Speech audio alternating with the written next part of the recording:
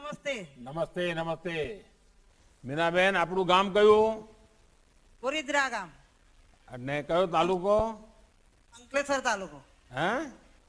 અંકલેશ્વર તાલુકો. અચ્છા અચ્છા, અંકલેશ્વરમાં એટલે પાસે જ છો. હા.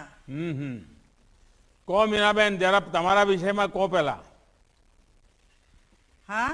તમારા વિષયમાં બતાવો, તમને શું મદદ મળી, શું થયું, જરા કહો.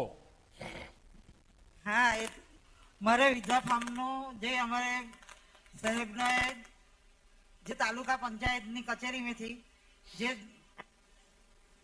આવ્યો છે કર્મચારીઓ, એમની સાથે મારું ફાર્મની એ ભરાયું છે. અને પછી મારા ગામ પંચાયત તલાટી સાહેબ તેમને ફોર્મ ભરીને મારા 3 મહિનાથી પૈસા મળે છે. મીનાબેન, તમારા પરિવારમાં કોણ કોણ છે? 5 સભ્ય છે. બાબો, વહુ અને એના 2 બાળકો. દીકરાના લગ્ન થઈ ગયા. દીકરો શું કરે છે?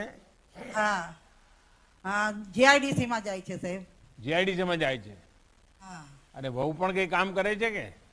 હા, ઘર કામ કરે છે. ઘર કામ કરે છે. અને વહુ ક્યાંથી લાયા છો? કયા ગામથી લાયા છો? કાસવા મનાળથી. અને એમના દીકરાઓને ભણાવો છો? હા, નાના છે દીકરાઓ જોઈના. તો તમને શું યોજના મળી અને યોજનાનો શું લાભ મળ્યો? નાના સાહેબ, તમને જે યોજના મળી છે એ કઈ યોજના મળી છે ને યોજનાનો શું લાભ મળ્યો તમને?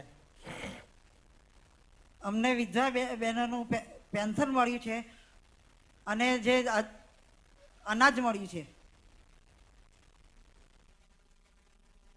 સન્માનપૂર્વક જીવવાનું આમ વિશ્વાસ આવી ગયો છે. હા. ક્યાંય હાથ લાંબો નથી કરવો પડતો ને? ના, નથી કરવો પડતો. બહુ ગૌરવથી જીવો છો. હા, હા, સરસ રીતે જીવ છે. એમ. હા. ચાલો મીનાબેન, તમને મારી ખૂબ શુભકામનાઓ છે. અને બાળકોને ભણાવજો, ખૂબ આગળ વધે. હા.